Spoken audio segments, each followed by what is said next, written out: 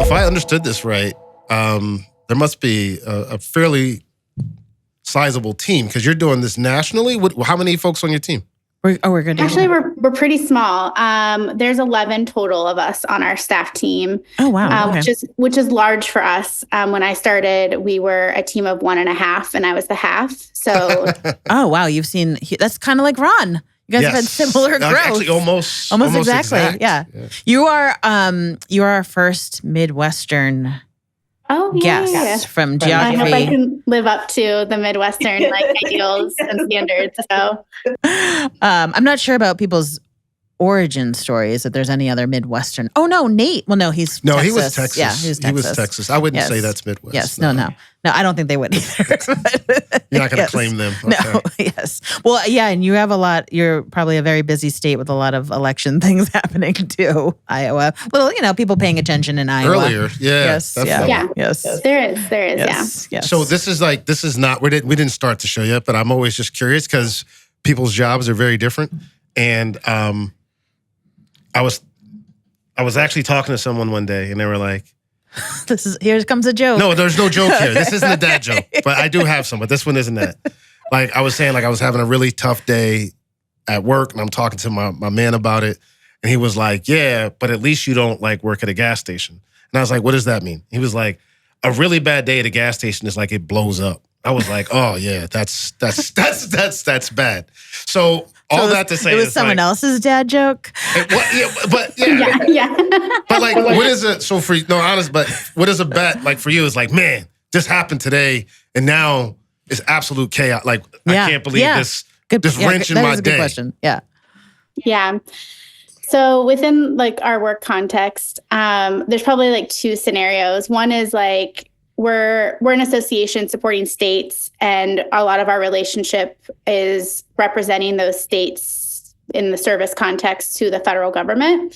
So it's either Congress has done something that is going to impact funding, and now we're having to scramble to try to address that or get people mobilized to respond to that, or it's the federal agency that has done something that is really problematic or really going to cause harm or make things more difficult for the state commissions and AmeriCorps programs that we support, that we're having to then mobilize in a different way, but to try to get the federal agency to do something differently. So those are probably one of those two things. Was ACS and AmeriCorps, was it created in the same time and through the same legislation as community action?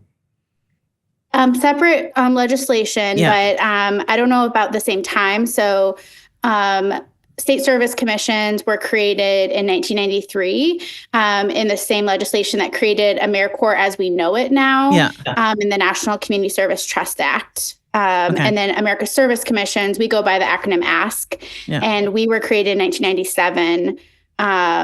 So a few years later, once there was this realization we need an association, we need a voice to bring us all together to represent us nationally. Yeah, we have NCAF and NCAP as our national organizations, and then we have our state associations too. So similar kind of structure. Yeah. Well, why don't we kick off? And you should kick off because you are the introducer. She's always amazed. She's like, so Ron, how did you meet this person? How do you? I was like, I'm on LinkedIn all the time, and I just reach out and talk to folks because we've got I'm some one of good those guests that way. Super connectors. That's just who I am. I'm that guy. So welcome to the Ripple Effect, everyone.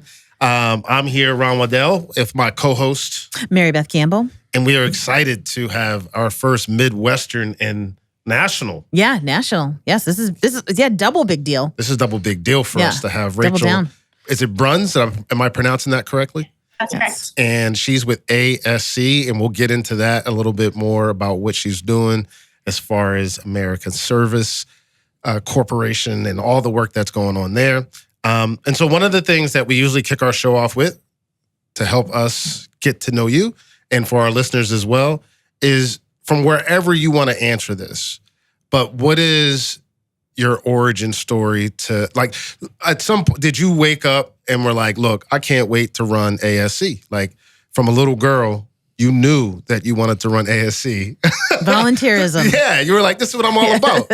And so for us, it's how we have found it's always an interesting pathway for folks that are in kind of the nonprofit and service industry. And so it's always interesting to hear from folks how they got to where they are. So how did you get here? What's your origin story, Rachel? Yeah, thank you. Well, I'm excited to talk with you all and get to know you both a little bit more. My origin story, I definitely did not think that I would be entering a career like in the volunteer and non-national service field when I was younger. I will say, like probably a lot of people, my kind of start in service and volunteerism really stems from my parents modeling that for me. And remember as a child, like going with my mom to do like food rescue. She was a nurse and she worked evenings, and like during the day she would go do food rescue and then take those food rescue items to domestic violence shelters in our community. And she was also volunteered at our free medical clinic. My dad was really involved in his union, so really saw that modeled. And then when I was in college, I was part of an initiative that was started at another college a couple hours away from me called the 10,000 Hour Show. And that was a student-developed initiative at the University of Iowa that basically was about getting other young people and college students to volunteer. So basically it was these college students that were like, how can we get our peers to get more engaged in our community? What if we kind of incentivized, if you volunteer 10 hours in a year, you'll get a ticket to a rock concert. Okay. And so that was the idea. They launched that when I was a senior in high school. I grew up in Iowa City. And then when I went to college a couple hours away at Drake in Des Moines, I helped kind of be one of the leaders for the program on my campus. And basically that was a big formative part of my college experience, was connecting my college peers to volunteering and getting connected in the community. And then we threw a concert every year at the end of the school year. And the only way you could attend was by having 10 verified volunteer service hours. So usually we'd have people trying to buy tickets to the concert. We'd be like, nope. If you didn't volunteer, you can't come. And so that was just a big part of my, development as like a student, and leadership opportunities got me really connected to the nonprofit community where I live still today, and kind of led me in through my career and where I am today as well. I already know this question's rattling around in Ron's brain, but among the concerts. You already knew that was what I was going to ask. Among the concerts. You already know. Because we also, Rachel, you're going to learn we digress a little bit away from the core topic, but best concert held. What did y'all, who did y'all get? What was the best one? Yeah, it's really hard to answer that, but so like the first year was Ben Folds, which I thought was for sure. Yeah, I love him. Second year was She's a brick and I'm drunk. Wow, good. Come on, man. Yeah. I know my stuff. The second one was Guster, and I would say Guster is probably my favorite because I'm a huge Guster fan, and I've seen them. Send me on my way. Tufts University. On my way. Yeah, so I would say like Guster is probably my favorite, but we also had Real Big Fish one year. We had Jet. Some good. So yeah, we had some pretty cool, legit. Yeah, that is legit. We fundraise, right, to put these on, of course, and so it was a good experience, especially like as a student. We basically were running our own like mini nonprofit, essentially. Yeah, that's incredible experience early in your career time. Yeah, or student life. Yeah. An incredible experience to step into kind of the mechanisms of a nonprofit. Yeah. And that's kind of a lot what we talk about on the show. Our conversation, Rachel, stems from being involved in the work, hearing about how you were brought up in it with your parents. We hear that story a lot from a lot of our other guests, and similar for both of us as we've gone through this work. Yep. And it's as we've gotten more involved in it, it's recognizing how many people are out there supporting and trying to fill gaps and just bring about a better community, a better society overall, while also still facing so many challenges toward getting those. And so we have found ourselves in this zeitgeist of like having conversations around what are folks doing creatively, what is really out there, what are some of the challenges in the philanthropic ecosystem. as I've progressed in it over the last 6 to 8 years, it's become less and less clandestine to me. And I think for a lot of folks that are in it, they have a perception. And so part of our conversation is also to expose and peel back really what is the third sector? How does it work? What are the challenges in and around it from multiple levels? And so you being able to jump on and share from where you are is super cool. In AmeriCorps, America's Service Commissions, what is that? Yeah, so I know it's actually fairly complex. A lot of people might have some familiarity with AmeriCorps, but there's a lot of different streams of AmeriCorps programming. America's Service Commissions, we are the association for the 52 governor-designated state service commissions. Mm-hmm. So almost every state, and then also DC, Puerto Rico, and Guam have a state service commission. And those state service commissions are the state entities that receive the formula funding from the federal government. And that formula funding, basically those states get to determine what they're going to fund for AmeriCorps state programs in their state. So that's like one stream of AmeriCorps that exists out there. And it's the largest stream also, I will say. So about 90% of all AmeriCorps state and national programs are through a state service commission, and that represents about 75% of the funding that's out there. So if you're a nonprofit and you're like interested in national service and AmeriCorps, you definitely want to get connected with your state service commission as a starting point. But there are other kind of streams of funding, including AmeriCorps National. So those are kind of national programs that are directly getting funded. So those are like your City Years, your Teach for Americas. Those are kind of more of your household known AmeriCorps programs in a lot of cases. And then there's also like NCCC, which is a residential campus-based program that's run directly by the federal government. And there are 4 NCCC campuses across the country. Those are often very active in times of disaster. So the AmeriCorps agency can easily deploy NCCC teams to disaster-prone areas. There's. And you're saying ECCC? What is that? Just for some of our listeners that may not be familiar. The National Civilian Conservation Corps, I believe. Yeah. So I might have gotten the C's mixed up a little bit. You're good. Yeah. So basically, NCCC is a great program where it's primarily for individuals under the age of 25, though team leaders can be older. And they live at one of the 4 campuses. There are campuses in Vicksburg, Mississippi, Benton, Iowa. One is in Denver, and then the other one, I think, is in Sacramento. And basically, you are part of a team. You get trained and live on this campus, but then you go out on what are called service spikes, usually every 6 to 8 weeks. And the type of service projects vary significantly. So again, you could be like deployed right now in North Carolina, doing disaster cleanup, supporting, families impacted by the recent hurricane there. Or you could be deployed to a after-school program and, helping with daily kind of after-school literacy activities for 6 weeks. So the types of opportunities are pretty broad, but it's a great opportunity for different service experiences. And those are 10-month kind of commitments that they make. So it's a team-based kind of cohort residential model, which is very unique and different from AmeriCorps State National, which is much more kind of like nonprofit, local. You're serving at this one nonprofit for a specific term of service, which could be for full-time service. It could be part-time. AmeriCorps State National is a little bit more flexible in the terms of service where you're serving at, but it's a little bit more like community-based in terms of working at a specific nonprofit. And then the other, I would say fairly well-known stream of AmeriCorps is VISTA. So that's Volunteers in Service to America. And this has been around since the 1960s. So when AmeriCorps, as we kind of know it today, was created in the 90s, VISTA kind of came under that umbrella of AmeriCorps programming.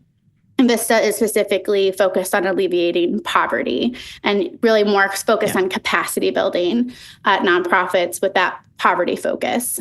So those are kind of the main streams of AmeriCorps service. There are other kind of streams of programming that we support including AmeriCorps Seniors, which is focused on adults 55 and over, engaging them in service. And then there's also programming like the Volunteer Generation Fund, which is focused on increasing capacity and infrastructure around volunteer engagement. But so that's all like a really long way of saying like there's these programs out there that are really critical in supporting the nonprofit sector. And at our organization, America Service Commissions, our role is really providing that training, technical assistance, capacity building, and support to our network of commissions that administer these programs and the programs that they fund. We also provide services and support to as well. What's the federal agency that's the primary funder, and how much is that national funding? Yeah, so the federal agency is the Corporation for National and Community Service is their legal name, but they go by AmeriCorps just kind of broadly as their naming as well. And right now, during like a regular appropriation from Congress, it ends up being about $1 billion total is their budget. Interesting. Which is pretty small. Right, in comparison of everything. Yeah. Well, I asked, it's curious. We, Robin and I think it was episode 7 that we had Layla. Good memory. I don't know. Yeah. Layla Saad from Common Impact, which is, you're familiar with Common Impact? Yes. Yeah. Mm-hmm. And we talked a lot about the skills-based volunteerism. And I think it's interesting to know how much volunteerism there is out there. You know, we're literally right down the hall from the United Way in our building, a very active volunteer corps for various more of like the paint and cleanup type of volunteerism as juxtaposed to the skilled volunteerism.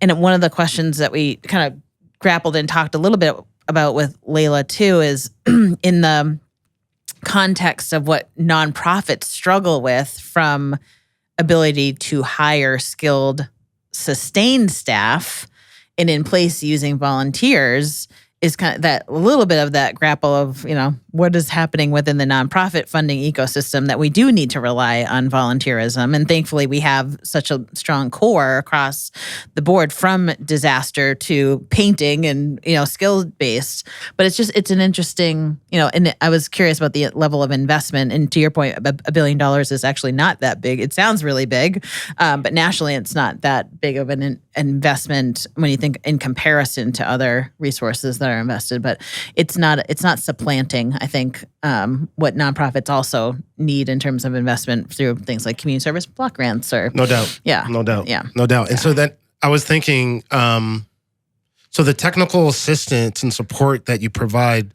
to the state level commissions, what are the focus areas that you see in regards to like, hey, they need support in helping nonprofits be better at what are some of those kind of key things that you see as we're talking about like volunteering? Yeah. We know a lot of I feel a lot of the challenges for my nonprofit. We're small, scrappy, about $1.5 million org, is the operational side. And so being able to have those skill-based volunteers, like we were just fortunate to bring on a fractional COO right now. That has been a game changer for me as the ED, like helping with SOPs and put some of these things in place. And so this is my long-winded way of asking, what support do you provide to the commissions, but more of what are they hearing from their nonprofits that they need the most support with? Yeah. So a couple of things. So one, I want to respond to what Marybeth said first about kind of the role of volunteers and kind of employees in that dynamic. And one thing I will note is there's a really great initiative called the Service Enterprise Initiative that is housed at ALIVE, which is the Association for Leaders in Volunteer Engagement. So ALIVE is their acronym. They're the National Association for volunteer engagement professionals, basically. Okay. And basically the Service Enterprise Initiative was actually created by California volunteers several years ago, which is one of our state service commissions. And basically it's research-based, and it basically shows that organizations that are effective at leveraging volunteers to meet their mission are stronger organizations, have better capacity, are more effective at meeting their mission than other organizations. So I share that to say, too, that, those organizations that have kind of figured out and understand the value and importance of volunteer engagement, the research shows, and, part of that Service Enterprise Initiative is helping organizations to become these service enterprises that are kind of the top tier organizations in their capacity and their ability to meet the local mission that they're working to address. So that's something that I encourage folks to check out if they're kind of struggling with that. It's essentially a change management model too. It's not your typical I show up to this training and now I know how to leverage, engage volunteers. It's really about helping organizational leadership understand how critical volunteer engagement is to meeting your mission. And are the indicators in that data, that's really interesting. Thank you for making that point. Because I do think it's critical. Volunteerism is critical. It's how you leverage it. How you do it, yeah. And is the indicator, are there indicators that are showing that organizations that are excelling in their leveraging of volunteerism is that they're sustaining the knowledge and the training coming from the volunteerism and building that internal capacity, or is there something else that is really the heavy indicator of why they're outperforming? Yeah, that's a good question. I don't know. And I'm a little bit further removed. I used to be a trainer for it several years ago. However, I think at the end of the day, it comes down to like how an organization is leveraging the strengths and skills and assets of its community and its team. And so it's really about being very strategic about like, here are our needs. Where do we have the resources for staffing, which are critical and necessary? And then how are those staff then expected to then leverage volunteers to further meet that mission? Because if we as nonprofits are only, doing what we have with staff only, then we're in theory, like not fully leveraging all of the assets in our community to address that need. So it's really about that, like understanding capacity in different various ways and thinking about strategically like what it is you need to be doing to support that, whether that's, an intern program, whether that's, traditional volunteer engagement, like from, one-day opportunities to more skill-based opportunities. And it's not about one being better than the other. It may be that your organization has none of one and all of the other, right? It's really about like, what is it that's necessary? What skills do you need for your organization? And that for many organizations, having full-time staff is not possible to meet all of the skills and those needs. Yeah. Interesting. Yeah.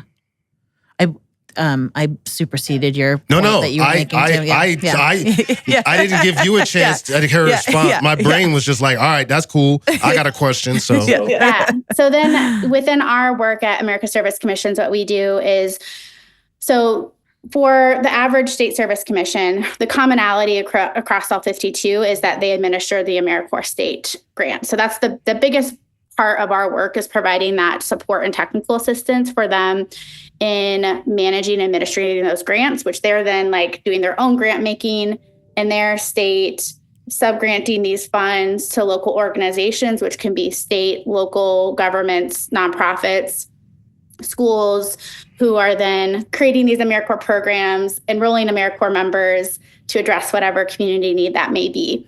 And the common thing that we're doing is providing that technical support around the management of these grants, which are very complex federal programs. And,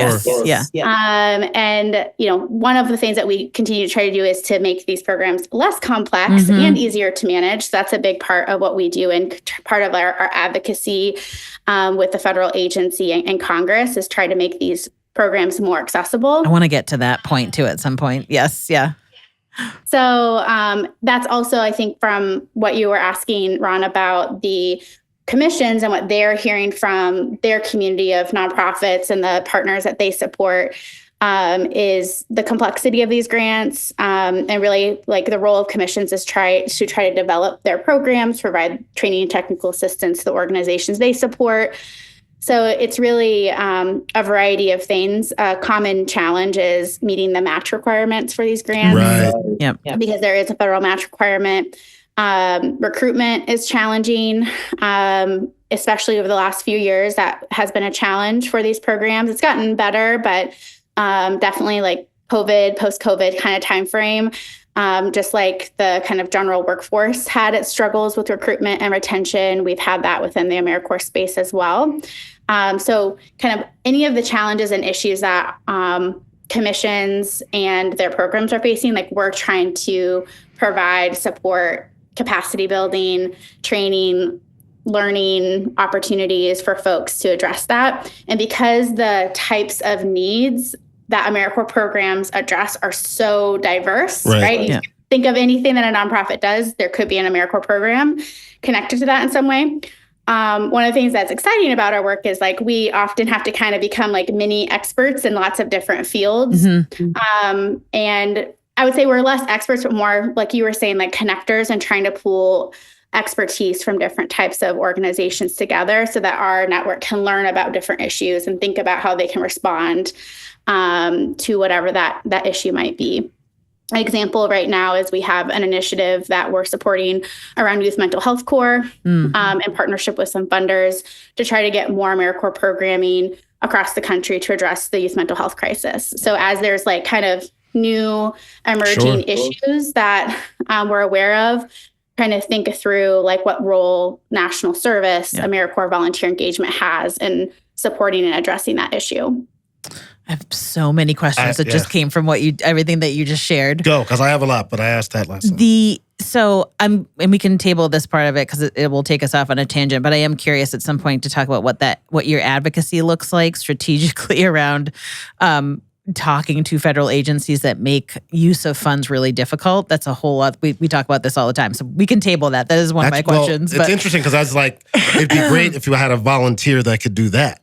Right. Like, yes. I don't need the on the ground frontline volunteer skill. Yeah. I need that skill. I think it speaks hyper locally to some conversations happening where we're from in Worcester, Massachusetts right now around some of the federal dollars. But I am curious. You use youth mental health as an example, both in terms of the skill set being developed on the side of the commission and the volunteer provider, but also the readiness of organizations to best utilize volunteers. And I think I suspect that's where the challenges of really utilizing towards high performance is what's the readiness look like? What does that criteria look like for people to really, it's nice to have volunteers, but you can also just check the box too.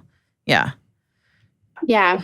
And so I 100% agree with that. And we have, and state service commissions often use actually a readiness kind of assessment for organizations to help them determine is this something I should be doing? And oftentimes if they find us through that readiness assessment that hosting an AmeriCorps state program maybe isn't something they're ready for because it's a complex federal program, commissions don't want organizations to step into this and then suddenly be in a difficult situation where they're not meeting their compliance requirements. They're going to have federal disallowances of costs, right? And so there are other kind of pathways then we would direct people like hosting a Vista, for example, which is a little bit less risky and not as complex. You're not really getting a grant in that situation, or working with them on providing capacity building and training on volunteer management, or helping them understand uniform grant guidance and cost principles,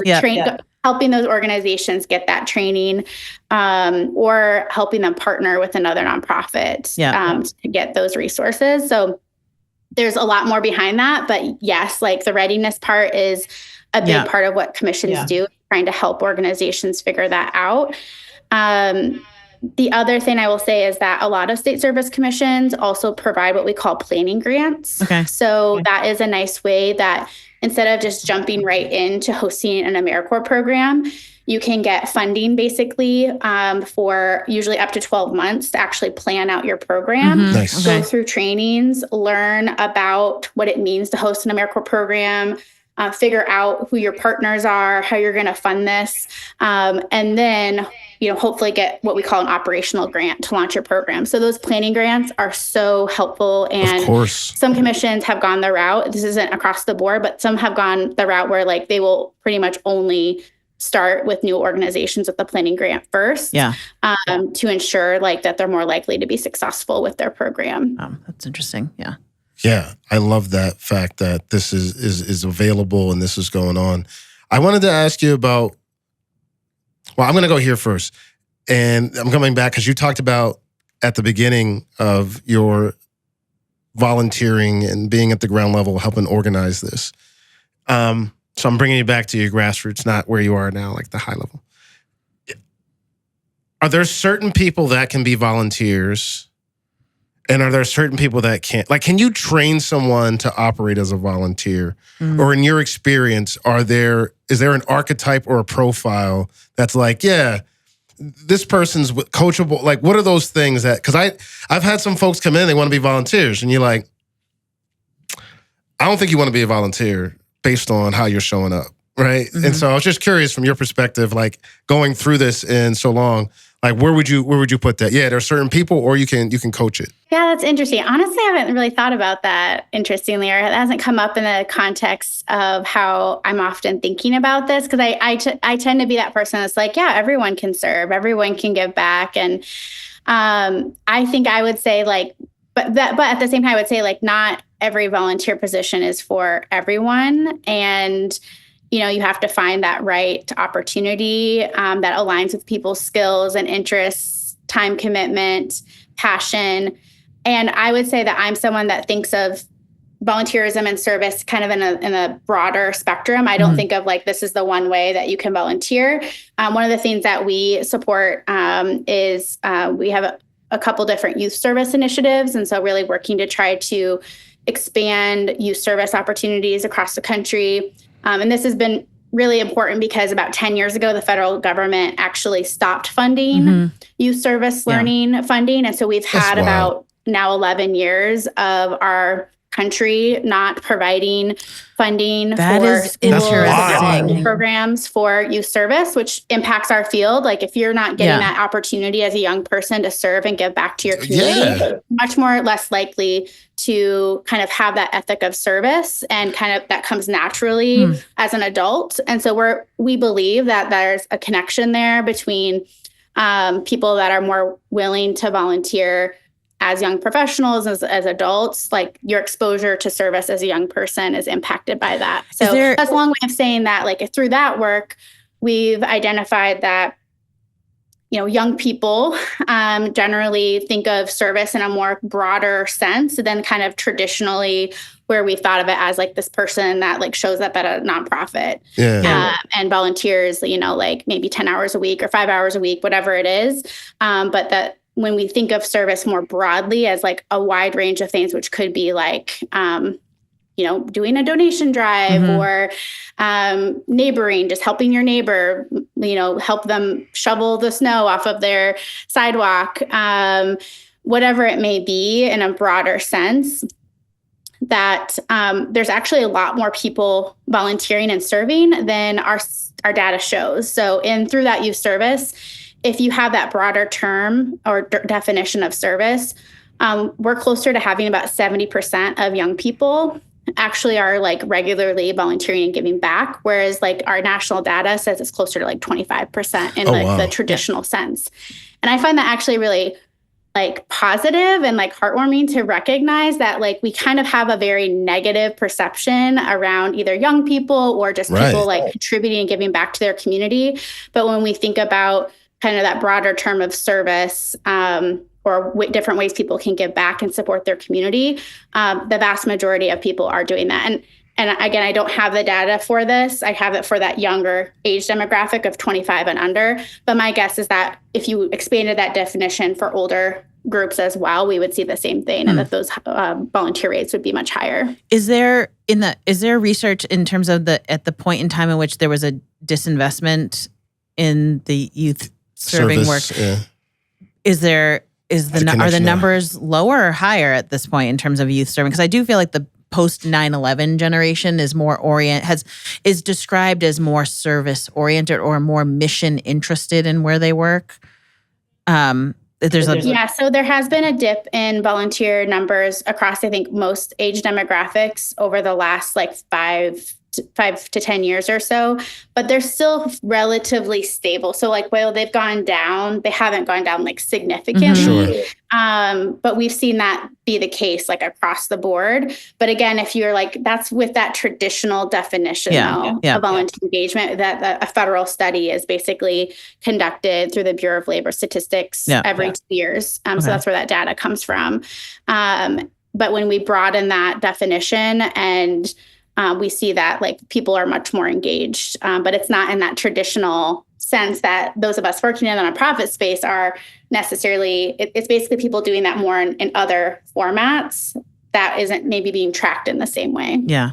Rachel, are there ever, and this is part of my ignorance on understanding all the structure, but is there ever a opportunity where ASC or even your service commissions are recognizing a trend on the horizon before your federal funders are, and then trying to catch that up? And if so, how do you navigate that tension? Yeah, I mean, I would say that's the case a lot of the time in terms of, I mean, it's like the nature of like government too, right? That it's a little bit further behind. It's harder to change things. And so, you know, one example is that I mentioned that for AmeriCorps, you can have different terms of service. So like with Vista and NCCC, they have kind of like set terms, but with AmeriCorps State and National, you can have like a 1,700-hour term as full-time. But then you can also have like a 300-hour term. And so a 300-hour term is something that someone could be doing like just a few hours a week over the course of several months to meet that term of service. So to that question, one of the things that we have seen as a trend and need is to provide more flexible opportunities. I think especially post-COVID, people are less interested in like a long-term commitment. Less interested in committing to a full year of service. Oh, wow, sure. And so providing more of those shorter terms and opportunities is important. And so one of the things that we and our partners have been advocating for is another kind of term of service. So bringing another along, a 1,500-hour opportunity. We got passed a few years ago, a 1,200-hour term position that aligned better with the school calendar year. Okay. Yeah. So it's about 60% of AmeriCorps programs are serving in like an educational school or after school setting. But basically trying to get that flexibility, allowability at the federal level so that programs can kind of better direct and create positions that align with their needs and the interests of potential AmeriCorps members. And then another big area that's been on the horizon is really trying to create more intentional career pathways for I was going to ask folks this question, that are serving, whether that's in AmeriCorps or in a more traditional volunteer service opportunity.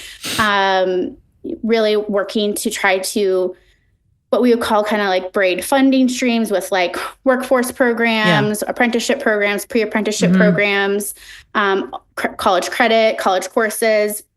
And so trying to create more flexibility in the AmeriCorps programs regulations to allow for individuals to participate in certain amount of training or coursework that aligns with their service to then get them onto a certain career pathway. I was going to ask you about what you view the commission's roles in terms of workforce development. And I come from a workforce development background. And so I was interested in how you would answer that, and you just did.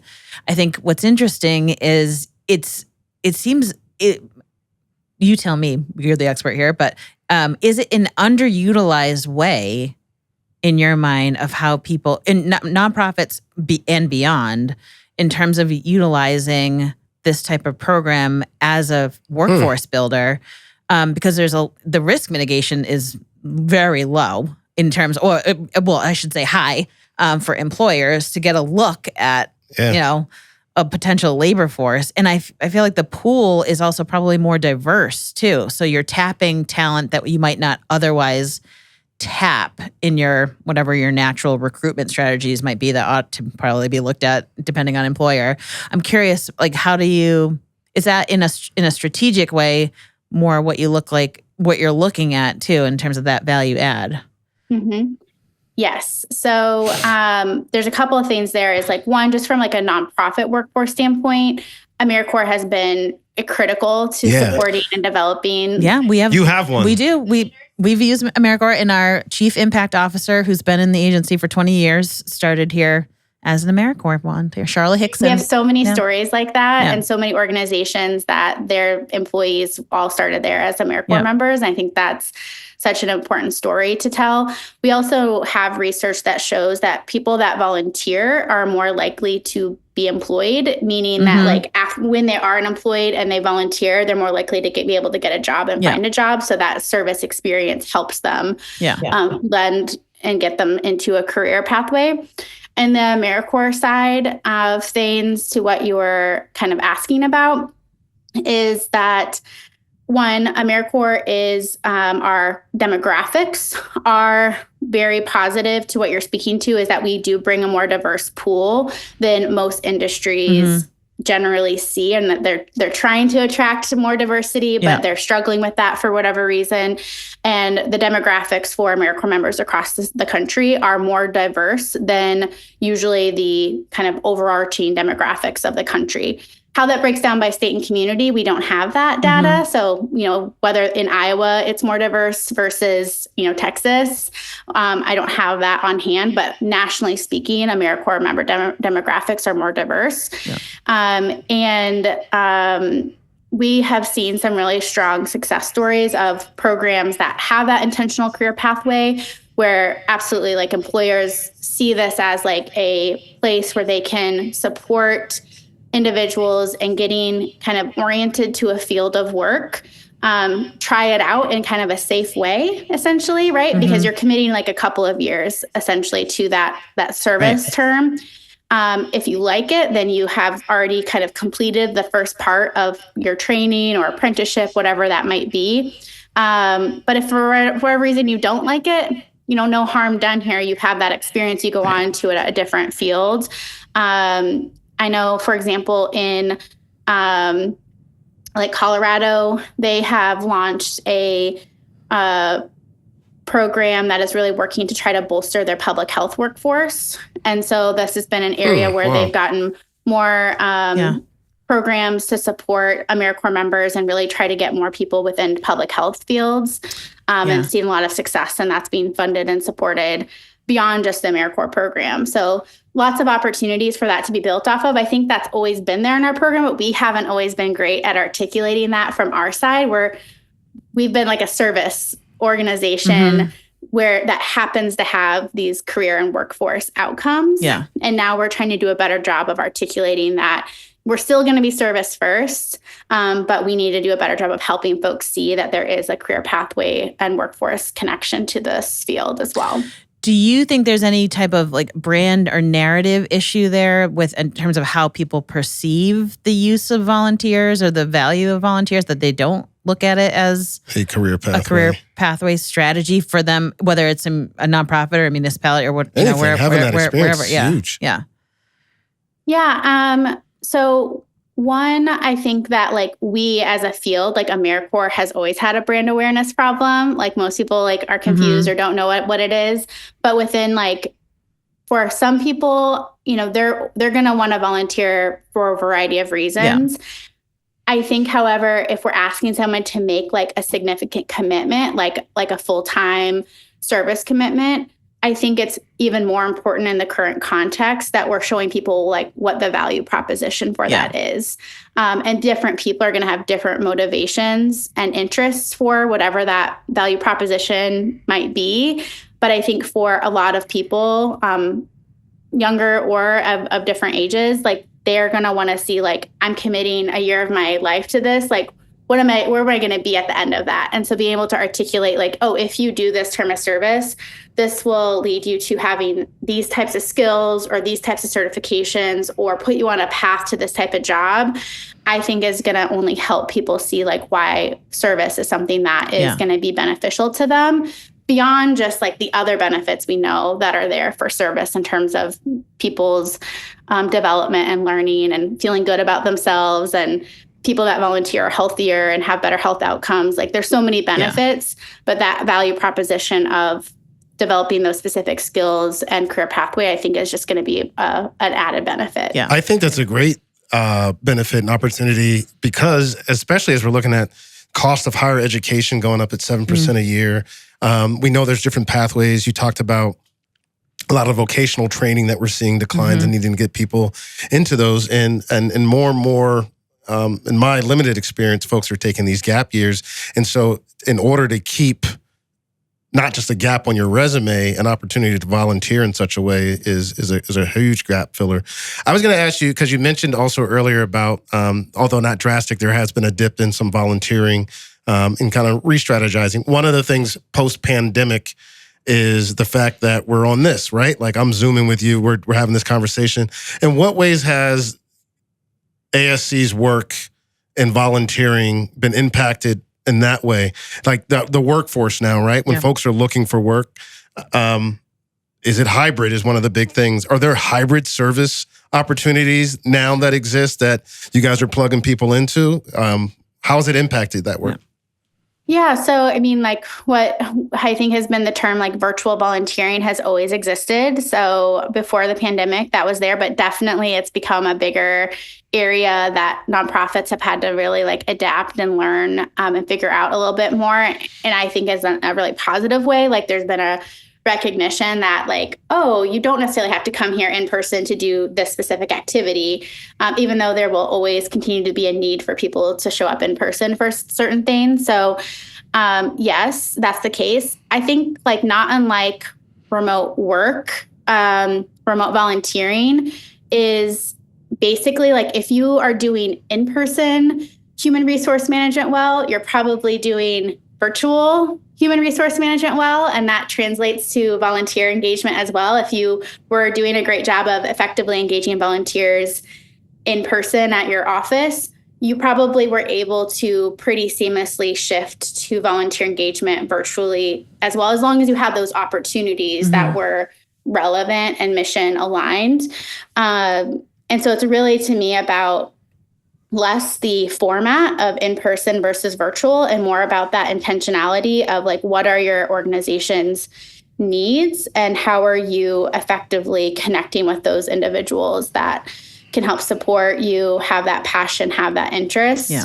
I would say from a national service AmeriCorps side, so less traditional volunteer side, the idea of what we call it teleservice. That's what the federal government refers to it as. Speaking of catching up. There was, yeah, I know. The teleservice opportunities, there was some flexibility kind of during COVID.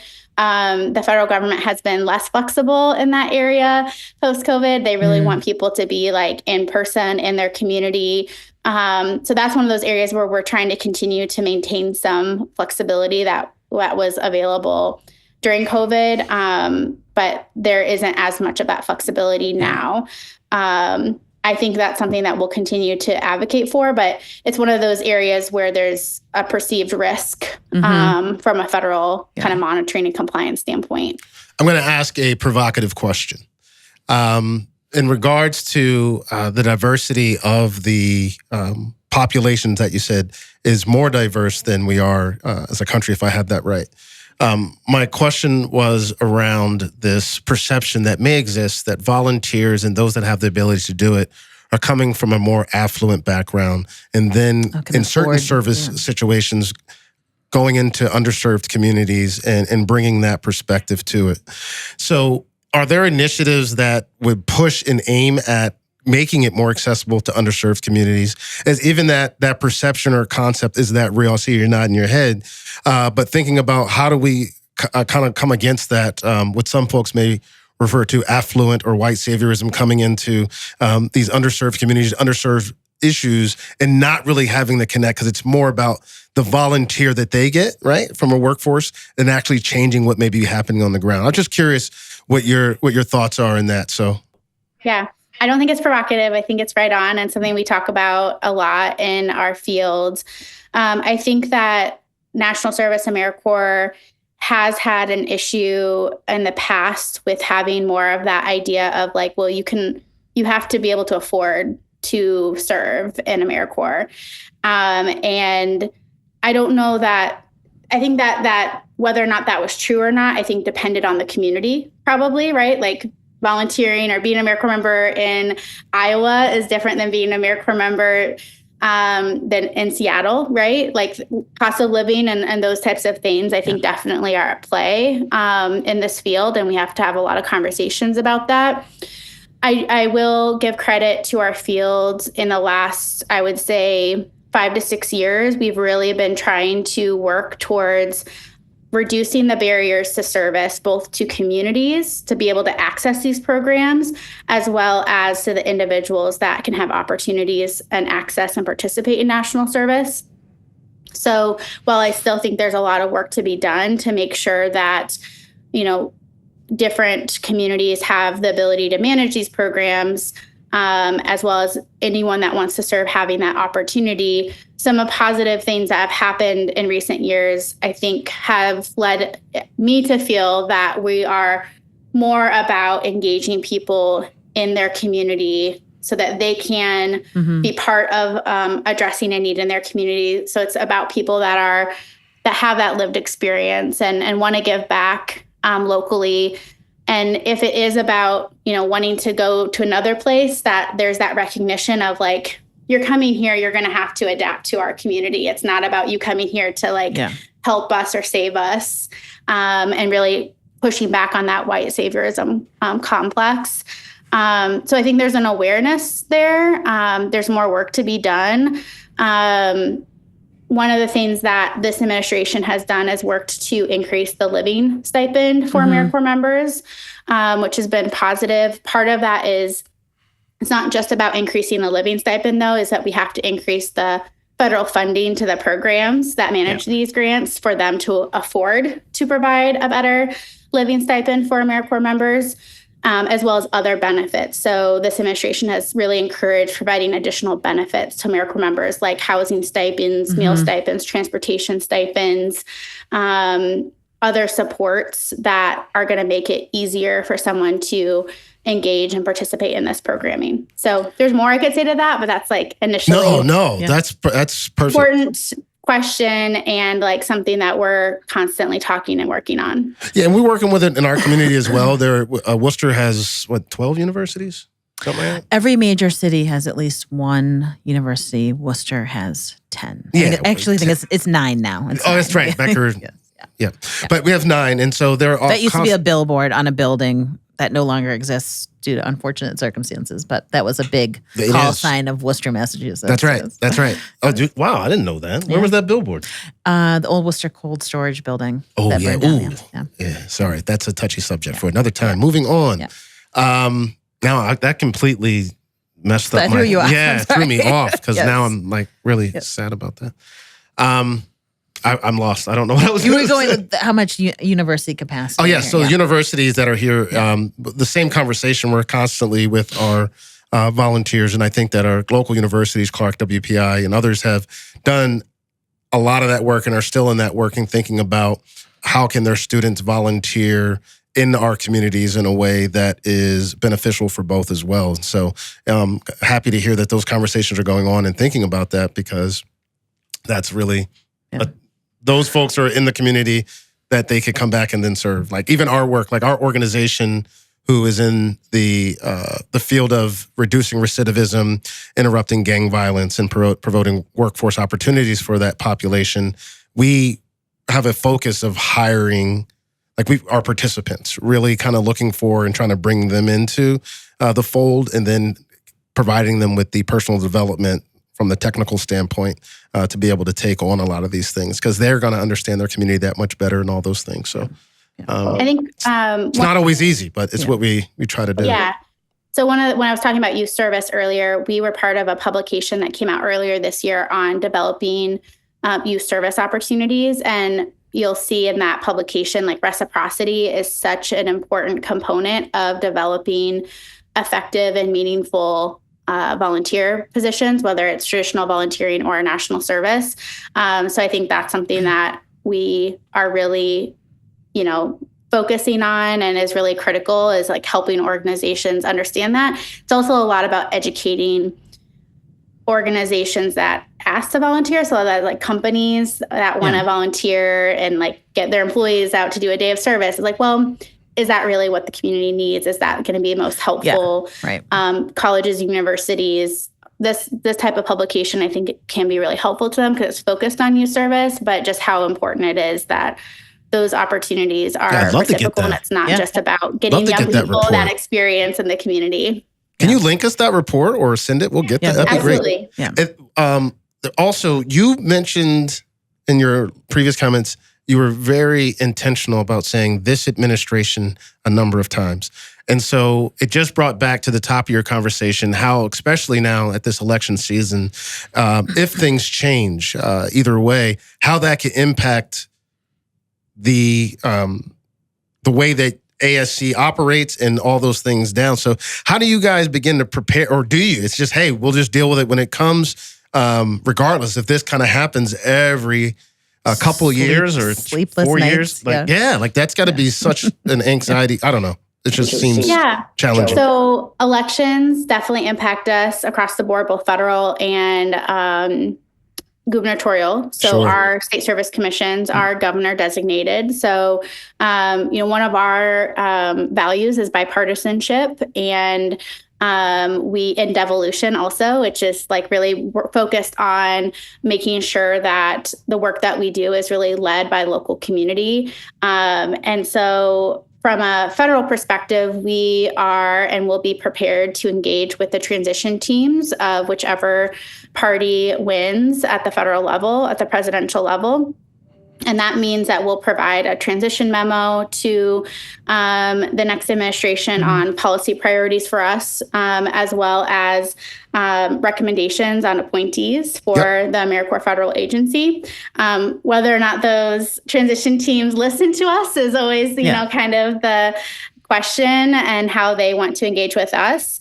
One of the positives for us is because we are a national organization and gubernatorial led, obviously we have our network is composed of folks that represent all different ideologies and political parties. And so we definitely have the ability, I think, to be appropriately responsive to whoever's in office.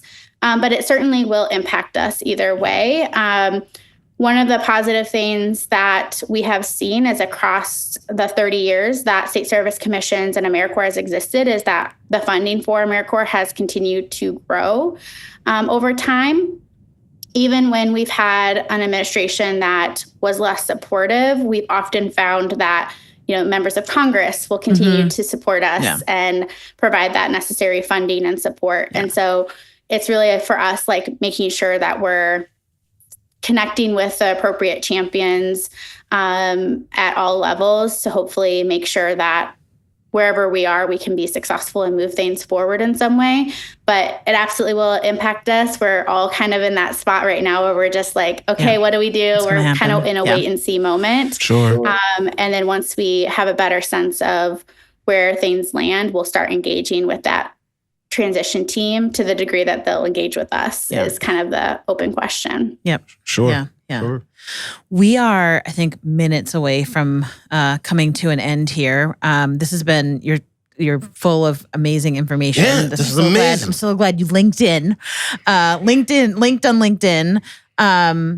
I have two more questions. One is mine's pretty quick though. Oh, is yours a Caitlin Clark question? No. Mine's about how do you stop a rhinoceros from charging? Oh, geez.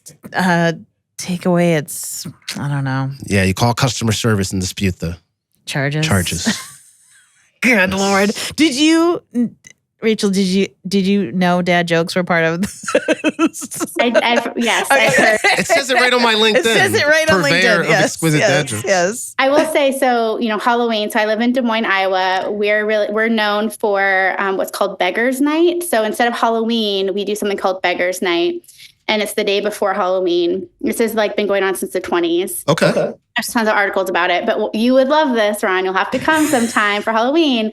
Is that kids go door to door, and instead of just getting candy, they have to tell a joke. Let's go. Oh my God. This is your mecca. This is literally this Mario, is we're going on the road. Season. Oh my God. I'm taking my producer on the road and we're going to do it. Oh my gosh. Yeah. So every kid, it's you have to be prepared. So my kids right now are figuring out their jokes. Oh my gosh. That's so good. Well, having them subscribe to the Ripple Effect. Dad joke central this week is you just hear all the dad jokes for a solid my week. gosh. That's so good.